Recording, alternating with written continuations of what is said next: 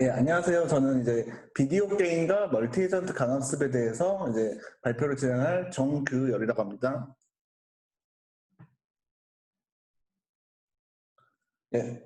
그래서 이 발표에서 이제 다음과 같은 목차로 일단 진행할 예정이고요. 자, 비디오 게임에서 강압습에 이제 제가 필요성을 느낀 계기와 그리고 이제 그 강압습 중에 제가 주로 멀티 에이전트 강압습을 연구하고 있는데 그 이유랑 그래서 제가 연구했던 이제 스타크래프트 2 기반의 연구 환경을 대해서 이제 소개하는 시간을 좀 갖도록 하겠습니다. 그다음에 제가 주로 연구하고 있는 멀티에이전트의 이제 뭐 접근법들 그리고 제가 개인적으로 연구했던 수행했던 연구들 그다음에 앞으로 방향 마지막으로 이제 결과물들에 대해서 좀 공유하도록 하겠습니다. 자, 비디오 게임에서 강학습의 필요성을 느끼다. 이 부분은요. 제가 이제 개인적으로 이제 게임 업계에서 한 3년 정도 클라이언트 프로그래머로 제가 재직을 했습니다. 그래서 이제 제가 3개의 게임을 좀 만들어 봤는데요. 첫 번째 이제 60초 용사라는 게임을 제가 개발했었고요. 그 다음에 노블레스라는 웹툰을 이용한 노블레스 제로, 이제 DC 코믹스를 이제 기반으로 한 DC 언체인드 라는 게임을 주로 이제 이 세 가지 게임 한번 만들어 봤습니다. 근데 뭐 살짝 이런 얘기 하면 60종사님 기반으로 이제 중박 이상의 성과를 보였고요. 네, 노블레스 제로 같은 경우라면 중박 이하 거의 좀 크게 좋진 않았습니다. 네, 이 DC 언체인드는 완전히 망했던 흑역사가 있습니다. 자, 근데 이제 우리 이런 RPG 게임들은 일반적으로 이제 전투가 많이 포함되게 됐는데 전투에서 가장 중요한 게 게임 내 그 몹들, 즉 몬스터들이 좀 지능적으로 움직여서 그 사용자를 좀 많이 괴롭게 해줘야 좀 게임의 재미가 상승하게 됩니다. 그래서 그렇게 해서 기존에 썼던 기법들은 일반적으로 우리 FSM이라는 유한 상태 기반, 즉 상태들을 나눠서 특정 그 조건에 따라서 특정 상태로 넘어가게 한 제어하는 유한 상태 기계 아니면 우리 의사결정 트리라는 기법이 있습니다. 그래서 이런 기법으로 이제 주로 게임 이제 온라인 게임들을 이제 접근을 하는데요. 기존 접근법들의 한계가 뭐냐면 끊임없는 유지보스가 필요합니다. 예를 들어 FSM이나 이런 걸 짰다고 해도 막상 이제 서비스를 하다 보면은 예상치 못한 행동을 하거나 좀 버그가 많이 발생하게 됩니다. 그럼 그 버그 때문에 코드 수정이 자주 일어나게 됩니다. 하지만 이 코드 수정이 자주 일어나는 것 자체도 그렇게 좋은 방법은 아닙니다. 왜냐하면 어떤 코드 수정을 하면서 또 다른 부작용이 발생할 수 있기 때문입니다. 그리고 코드 수정이 일어나면 또 안 되는 이유가 이제 게임 서비스적인 면에서도 문제가 되는데요. 코드 수정이 일어나면 우리 일반적으로 빌드를 다시 해야 됩니다. 근데 이제 모바일 게임의 경우라면 보통 두 개의 플랫폼이 있는데 안드로이드나 iOS가 있습니다. 안드로이드는 이제 빌드를 다시 해서 검수를 요청하면 바로 되는 편이긴 하지만 우리 iOS 같은 경우는 최소 2일이 걸리는 상황이 많이 발생합니다. 그리고 그럼 이런 것 때문에 플랫폼별로 따로따로 대응하기 때문에 관리적인 면에서 비효율성이 많이 증가하게 됩니다. 그리고 어쨌든 검수해서 다시 앱이 올라가면 사용자 입장에서는 그 앱을 다시 업데이트 받아야 되는데 그 업데이트 받는 것 때문에 더 안 받고 싶어서 그냥 게임을 떠난 경우도 상당히 많이 있습니다. 그래서 코드 수정 대신에 일반적인 데이터 패치로 대응하는 방법이 가장 바람직하다 볼 수 있습니다. 자, 그런 면에서 강학습을 이용하게 되면 제가 개인적으로 봤을 때 유지보스가 좀 용이해진다고 판단이 드는 부분이 있습니다. 그런 이유는 이제 앱을 재설치할 필요가 없다라고 했는데 일반적으로 이제 그 몹들에 대한 가중치, 즉 학습된 그 가중치들만 그 정보만 업데이트하면 되기 때문에 코드를 바꾸는 건 아니기 때문에 재설치할 필요는 없어지게 됩니다. 그렇기 때문에 그에 따른 사이드 이펙트, 즉 부작용이 줄어들 수 있는 효과를 볼 수가 있습니다. 또 하나 그 강학습을 했는데 이제 여러 가지 경우를 다 경험하기 때문에 의도하지 않은 독특한 행동, 즉 재미 요소도 어느 정도는 기대해 볼 수 있는 여지가 있습니다. 또한 강학습 자체는 비디오 게임과 상당히 궁합이 좋은 편인데요. 가장 좋은 점은 이제 우리 행동 공간, 즉 액션 스페이스를 굳이 컨티뉴스하게 할 필요는 없게, 왜냐면 실세계가 아니기 때문에 이산적으로 했을 때 좀 그럴싸하게 움직여도 상관은 없어요. 단순히 게임이기 때문에 그러죠. 그리고 비디오 게임은 모든 요소들을 잘 통제시킬 수 있는 환경이기 때문에 더더욱 이제 강학습이 더 좋다고 할 수가 있습니다. 근데 그 많은 것 중에 제가 멀티 에이전트 강학습을 이제 연구하는 이유는요. 보통 이제 게임을 보면 이제 1대1 게임도 있겠지만은 여러 개의 몬스터들이 네, 여러 개의 몬스터들이 이제 협동을 해서 사용자를 이제 괴롭히는 경우가 생깁니다.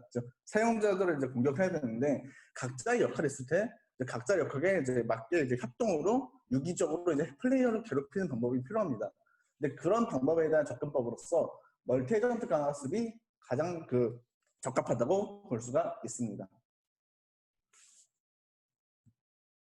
자, 그리고 이제 제가 주로 스타크래프트 2 기반으로 멀티 에이전트 강화습을 보통 접근을 하는데요. 각각의 이제 보통 제공되는 환경을 이제 제가 간단하게 소개를 하려고 하고 있습니다. 자, 스타크래프트 기반 환경인데 보통 두 가지 환경이 존재합니다. 첫 번째로 SC2LE, 즉 스타크래프트 2 러닝 인바이먼트라는 이제 환경이 존재하고요. 또 이제 스맥이라는 환경이 또 존재하게 됩니다. 첫 번째는 일반적인 순수 강화 학습을 수행하는 환경이고요. 그리고 주로 얘네들은 첫 번째 환경 같은 경우라면 자, 매크로 매니지먼트, 즉 마이크로 매니지먼트, 자원이라는 것도 있을 수 있고 건물도 지어야 되고 자, 그런 부분 때문에 그런 걸 이제 모두 제어하는, 그리고 환경 정보, 이제 옵저베이션, 스테이트 정보들은 RGB 픽셀로 이제 제공하는 형식입니다. 그래서 이걸 뭘 얘기하는 거냐면, 이런 이 SCL2에서 에이전트라고 하면은 각각 유닛들한테 각각 유닛들이 에이전트가 되는 게 아니라 그 유닛들을 총 감독하는 가상의 플레이어가 이제 에이전트가 되는 겁니다. 그래서 이 부분은 사실 멀티 에이전트 강습을 연구하기에는 그다지 적합한 환경은 되지 않습니다. 그래서 제가 주로 쓰는 건 이제 스맥이라는 이제 환경을 사용하는데요. 스타크래프트 멀티 에이전트 챌린지라고 해서 강화 챌린지 용도로 구성된 환경입니다. 그래서 주로 유닛들을 이제 일일이 제어하는 그런 제어하는 쪽으로 가고요. 그리고 이제 여기 RGB 픽셀이 아니라 피처 벡터, 즉 뭐 체력이라든지 포지션이라든지 유닛 타입이라든지 그런 거를 직접 피처 벡터로 제공하는 환경입니다. 그렇게 되고요. 그리고 에이전트라고 하면은 각각의 유닛들 각각이 될 수 있습니다. 그래서 각각의 환경에 대해서 좀 자세히 보도록 하겠습니다. 자, 첫 번째 SCL2 환경 같은 경우라면 주로 이거는 이제 뭐 미니 게임도 있겠지만 그 스타크래프트 전체 풀 게임을 한번 도전해보고 싶다면은 이 환경을 사용하는 게 좋다고 봅니다. 그리고 이렇게 옵저베이션이라고 있는데 이렇게 RGB 픽셀을 제공합니다. 여기서 보면 이 가운데가 일종의 해처리입니다. 해처리 거기에 이제 붙어있는 여기 미네랄들 또 이제 드론들 그런 것들을 이렇게 직접 그 이미지가 아니라 RGB 픽셀을 그냥 뽑아내서 이걸 토대로 이미지를 인식해서 학습하는 형식입니다. 또한 여기 이제 미니맵도 똑같습니다. 그래서 이거를 이제 스타크래프트에서 쓰는 이제 아키텍처로는 말 그대로 이제 여기 전체 화면에 대한 걸 이제 컨볼루션 뉴럴 네트워크로 가서 통합하는 스타일이고 여기 또 이제 미니맵 정보를 가서 또 컨볼루션 뉴럴 네트워크로 가는 형식입니다.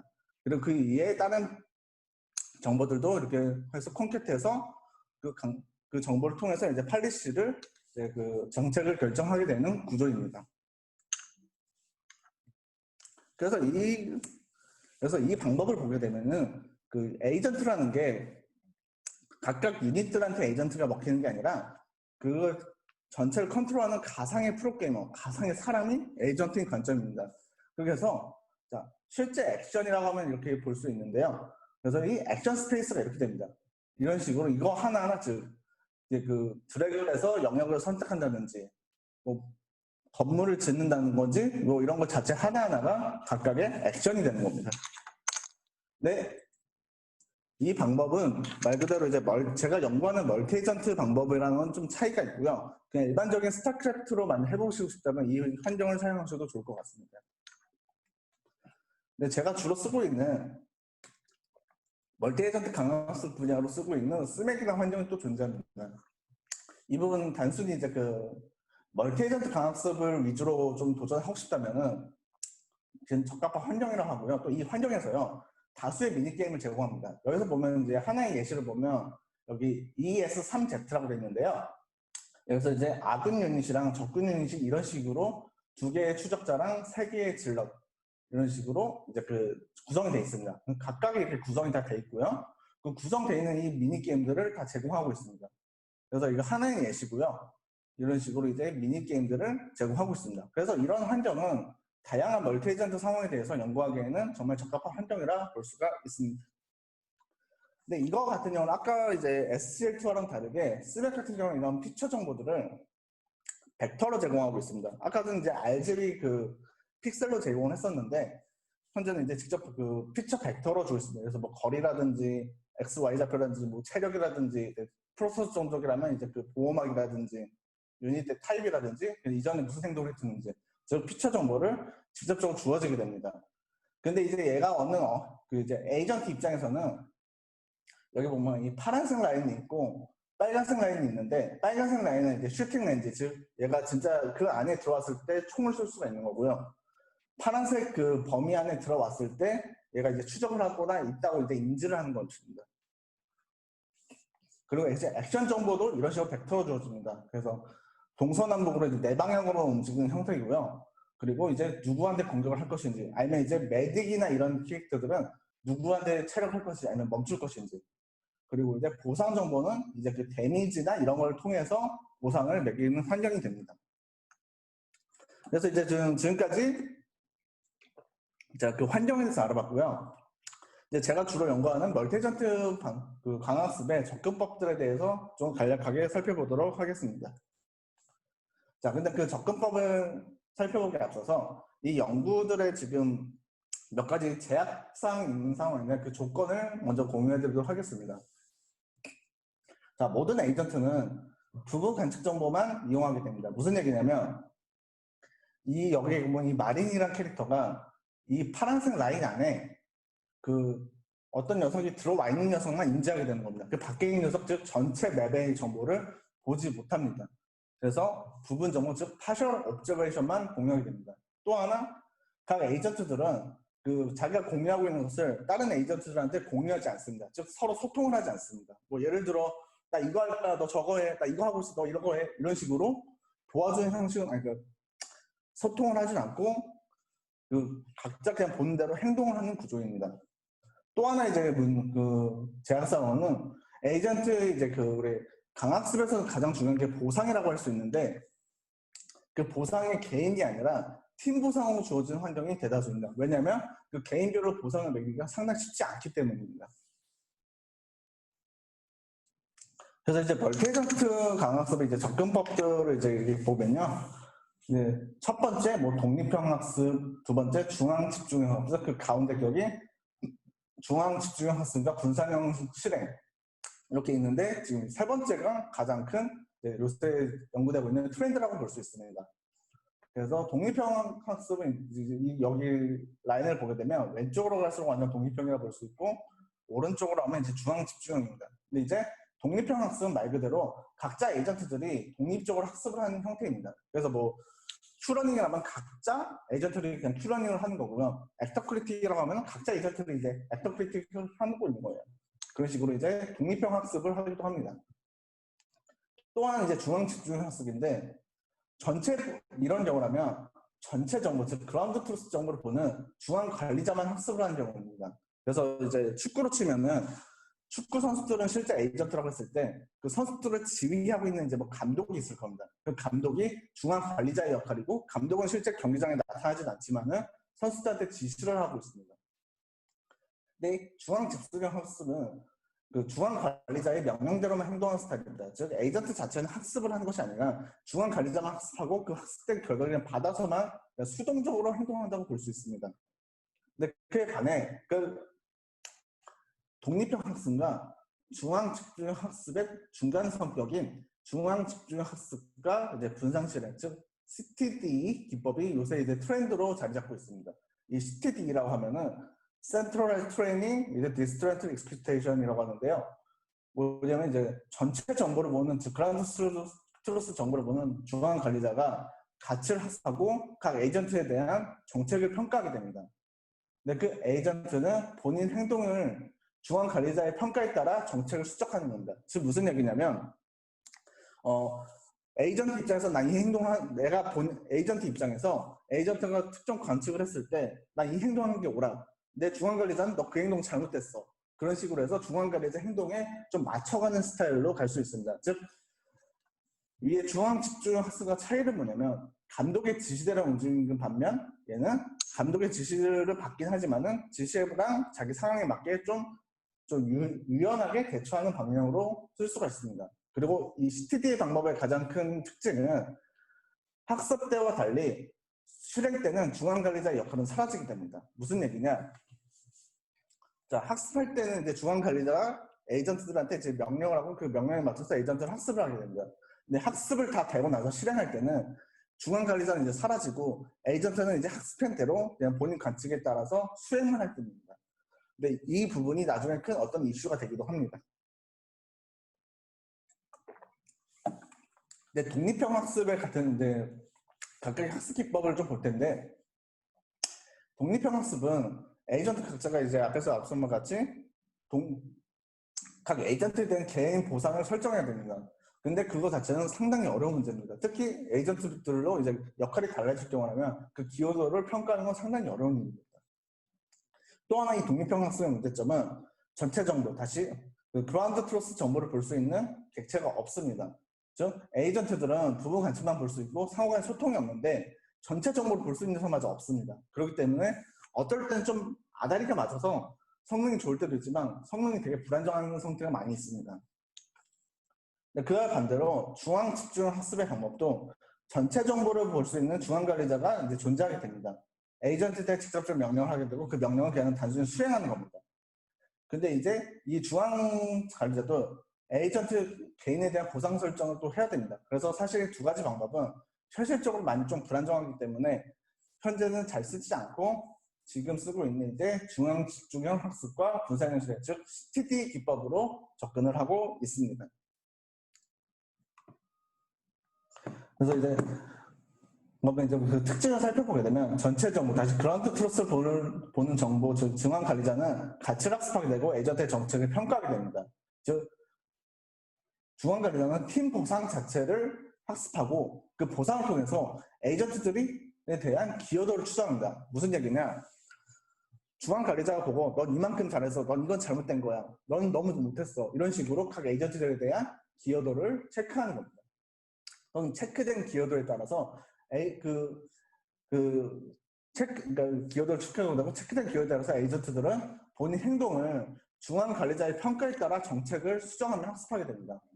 즉 중앙 관리자가 평가한 기여도와 본인 정책이 이 기여도랑 맞는지를 확인하고 그 방법에 따라서 학습을 하게 되는 형태입니다. 근데 이 가치를 기여하는 방법은 좀 여러 가지 방법이 이제 제한되었습니다. 그거에 따라 이제 알고리즘들이 여러 가지 있습니다. 그리고 아까도 말씀드린 학습대에 달리 실행할 때는 이제 중앙 관리자 역할은 사라지게 됩니다. 그래서 대표적인 접근법들이 이제 뭐 큐러닝 기법의 큐믹스, 그리고 액터크리틱 기법의 이제 커마, LIR, 뭐 이제 큐트랑, 메이븐, 뭐 MAC, 로마, 로드 뭐 등등 이런 것들이 그 시간 순서대로 볼 수 있고요. 이런 식으로 이제 제한이 됐고요. 오늘은 좀 간단하게 이 세 개의 알고리즘에 대해서만 간단한 설명을 좀 드리도록 하겠습니다.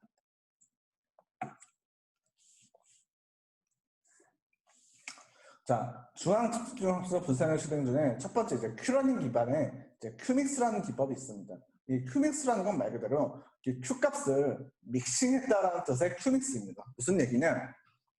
자, 제가 이 그림 아키텍처를 좀 가져왔는데 여기 보면 이 초록색이 있고 이 파란색이 있습니다. 자, 초록색은 에이전트 각각이라 볼 수 있습니다. 그럼 에이전트들은 이전 타임에 했던 이거 U는 이제 멀티 에이전트에서 U는 조인트 액션이라고 표현을 합니다. 그래서 본인에 대한 파셜 옵저베이션 정보랑 이전의 액션을 받아서 이렇게 뭐 MLP, GRU, MLP에서 각자의 Q, 그러니까 입출동 그리드 값에서 이제 각자의 Q 값을 산출하게 됩니다. 그러면 에이전트 1에 대한 Q, 2에 대한 Q, 점점점 해서 N에 대한 Q 값을 각각의 Q 값을 산출하게 됩니다.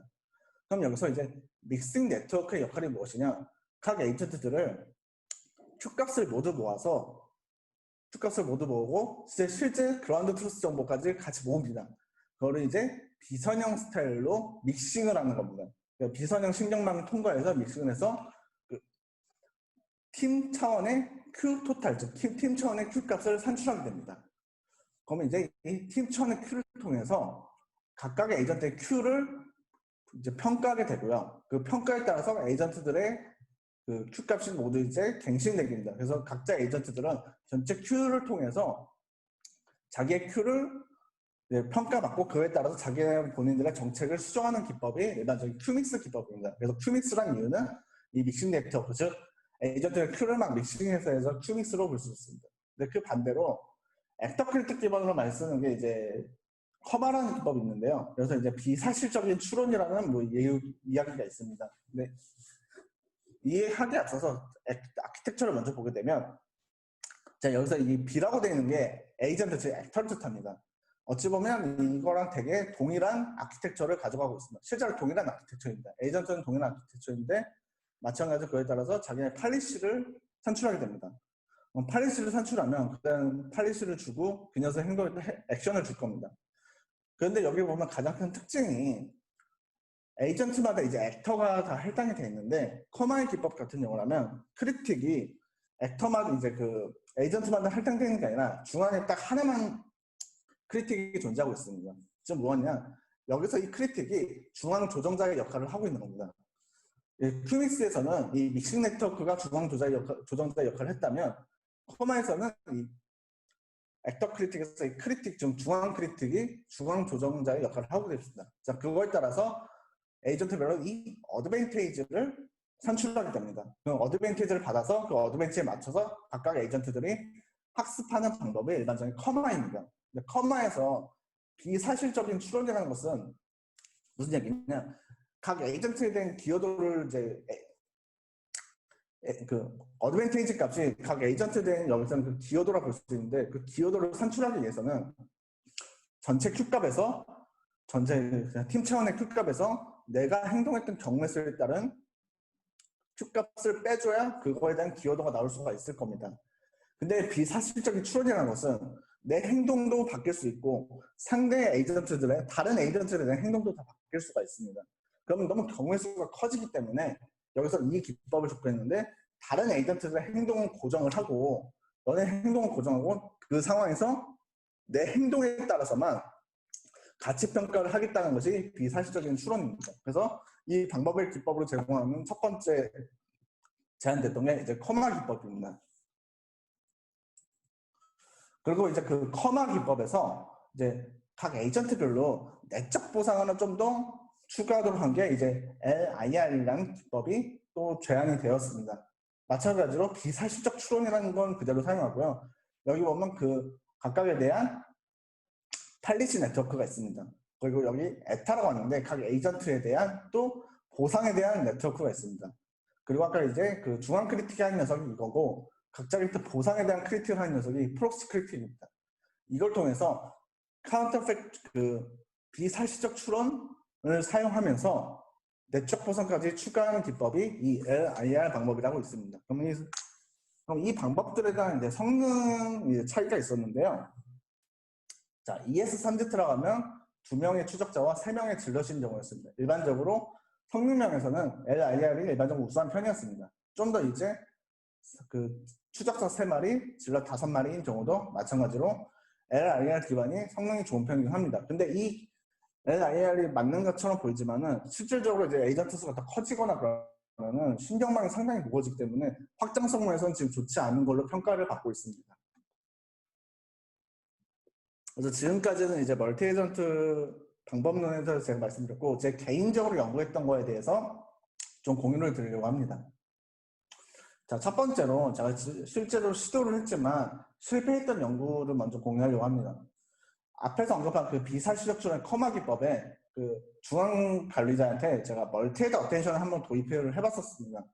지금 중앙 관리자한테 이제 멀티헤드 어텐션을 도입하면 앞에서 언급한 LIR처럼 내적 보상을 설정하지 않고도 더 에이전트들이 잘 행동할 수 있지 않겠냐는 큰 기대를 걸고 있었습니다. 근데 막상 제가 적용을 해보니 성능이 좋지 않았습니다. 오히려 성능이 저하된 경우가 많이 있었고, 심지어는 LIR 도입해도 성능이 좋지 않았습니다. 그래서 아직까지 증명된 바는 없지만 제가 개인적으로 추측하고 있는 원인 중 하나는 비사실적 추론으로 접근하는 기법에서는 멀티헤드 어텐션의 효과는 그렇게 나타날 것 같지는 않습니다. 자, 그래서 이제 또 다른 방법으로 제가 이제 연구를 좀 확장을 했는데요. 그 동적 판정으로 확장을 했습니다. 무슨 얘기냐면, 지금까지 우리 그 CPD 기법들은 정적 판정이었습니다. 무슨 얘기냐? 에피소드가 달라짐에 따라서 상대 에이전트의 뭐 개체 수라든지 구성이라든지 아니면 등장 위치라든지 이런 게 변하지가 않습니다. 그래서 학습 이후에는 중앙 관리자가 사라져도 에이전트들이 잘 대응할 수밖에 없습니다. 근데 문제는 실제 환경에서는 분명히 예상하지 못한 상황이 발생할 수가 있습니다. 근데 그런 경우에서도 그런 환경을 제가 동적 환경이라고 했는데 그런 경우에 대한 그 예시를 좀 들어보도록 하겠습니다. 여기 보면 질럿 3마리랑 추적자 2마리 아군이 이렇게 돼 있고요. 적군은 질럿 3마리, 추적자 2마리 똑같이 돼 있습니다. K번째 에피소드에서 똑같은데 그 다음 에피소드에서는 그 질럿 2마리가 갑자기 히드라로 변형될 수도 있습니다. 즉 예상치 못한, 즉 경험하지 못한 상황이 발생한다고 볼 수가 있습니다. 또 하나의 문제는 적군의 그 스판 위치, 즉 등장 위치가 달라짐에 따라서 전투 위치가 매번 다르게 되는 현상도 나타날 수 있습니다. 또 그거에 따라서 막 이쪽의 전투가 다 끝났을 때 남은 에이전트들이 어디로 공격 지원을 나가야 될지 그것 자체도 하나의 학습에 대한 문제라고 볼 수가 있습니다. 그런데 이런 부분은 동적 환경에서 이제 대응하기 하는 게 가장 중요한데 이걸 해야 이제 비디오 게임에서 유저의 다양한 행동 패턴에 대응할 수 있다 용이하기 때문에 이 방법에 대해서는 접근할 필요가 있었습니다. 그래서 이런 동적 환경 확장한 부분이 있었고요. 그래서 경험하지 못했던 환경이 발생하는 동적 환경에서 대응하기 위해서 저는 그 CTD 기법에서요 지속적으로 학습을 하도록 수정을 좀 했었습니다.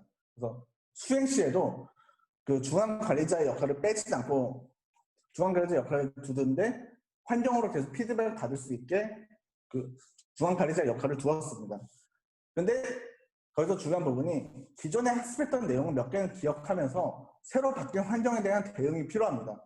그래서 이제 일반적인 컨티뉴얼 러닝이라고 그 기법을 적용했는데 일반적인 컨티뉴얼 러닝이라는 것은 이런 방법이 있습니다.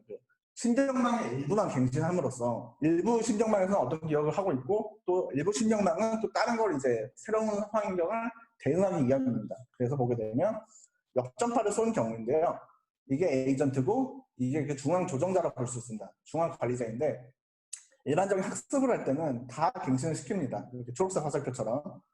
근데 학습이 아니라 수행할 때도 학습을 이제 환경부터 학습은 진행해야 되는데 이게 빨간 화살표처럼 그 신경망의 일부만 갱신시키는 방법을 적용하였습니다. 그렇게 했더니 성능 자체가 다음과 같이 이렇게 나왔습니다. 보게 되면 지속학습 유무에 따른 성능 비교인데요. 제가 여기에 이제 그 커마랑 C 커마가 있는데 C 커마가 일종의 그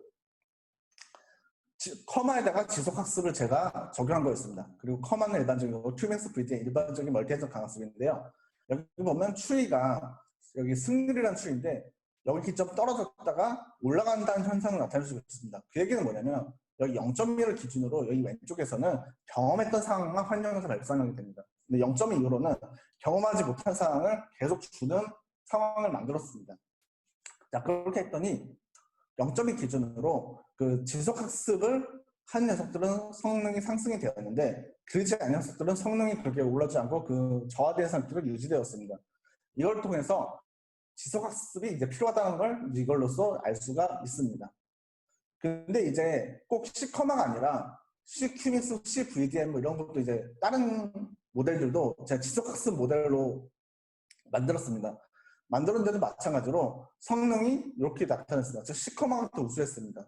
그 이유는 큐러닝 기법보다는 일반적으로 액터크리틱 기법으로 써서 그 비사실적 추론의 기법이 더 잘 그 대응했다라고 볼 수가 있습니다. 이를 통해서 그 경험하지 못한 상황에서 지속학습이 필요하다는 것을 알 수가 있습니다. 그래서 이렇게 제가 연구를 해왔고요. 이제 앞으로의 제가 연구할 방향에 대해서 좀 말씀드리고자 합니다. 이제는 이제 에이전트 사이를 이제 GNA나 GAD, 즉 그래프 기반으로 접근하려고 하고 있습니다. 그래서 특정 상황에서 관계적 정보를 좀 모니터링해서 얘가 이렇게 이 행동을 하는 게 맞았을까라는 거를 좀 모니터링하고자 하는 목적으로 접근하고자 합니다. 또 이제 효과적인 지속학습을 적용하고자 합니다. 예를 들어 이제 게임 환경, 즉 비디오 게임에서도 이제 유저의 행동이 매번 달라질 수 있는데 그 행동 달라짐에 따라서도 잘 대응할 수 있도록 즉 업데이트를 용이하게 하고자 하는 것도 하나의 제가 하고자 하는 방향입니다. 또 마지막으로 롤 베이스 기반으로도 제가 좀 접근을 하려고 준비 중에 있습니다. 즉 이 방법은 좀 확장성 있는 강학습으로 발전할 수 있다고 기대하고 있습니다. 이 중에 세 가지 중에 이 롤 기반에 대해서만 좀 먼저 언급드리도록 하겠습니다. 자, 롤이라는 말 그대로 역할인데 자기의 역할을 학습을 하는 겁니다. 여기서 보게 되면 자, 여기 빨간색 숫자들이 있는데 빨간색 숫자들은 이미 죽은 에이전트이기 때문에 이쪽에 표현되고요. 저기 이제 초록색 에이전트들이 있고 저 이제 그 파란색 에이전트가 있습니다. 그럼 그 이 3D 공간에 각각의 좀 약간의 군집을 이루는 형태를 볼 수가 있습니다. 같은 군집끼리는 더 비슷한 롤을 역할을 한다는 거를 이제 알 수가 있습니다. 그래서 여기 같은 경우라면 이 6번 녀석이 체력이 가장 좋은 녀석인데 이 녀석이 이제 그 심각한 부상을 입은 에이전트를 보호하기 위해서 공격 지원을 이제 나가야 됩니다. 근데 그거에 대한 역할에 대한 예시를 하나 보여준 거고요. 이 롤은 유연하게 변경될 수 있어야 됩니다. 뭐 위치라든지 그 유닛의 테이블에는 뭐 체력 상황이라든지 이런 거에 따라서 이 벡터 공간의 그 위치가 달라지겠지만 특정 군집을 이루면서 그 역할이 달라진다 볼 수가 있습니다. 그래서 또 하나의 예시고요. 이런 식으로 각각의 그 위치 정보에 따라서 이렇게 군집이 다르고요. 또 뭐 체력 정보라든가 뭐 이런 각각의 그 상황 정보에 따라서 이런 군집이 나타나는 경우가 있습니다. 그래서 이런 식으로 롤을 활용하게 되면은 이제 그 특정 상황에 대해서 설명까지는 힘들더라도 어느 정도 해석은 할 수 있는 여지가 있다고 하기 때문에 이쪽으로 접근을 준비 중에 있습니다.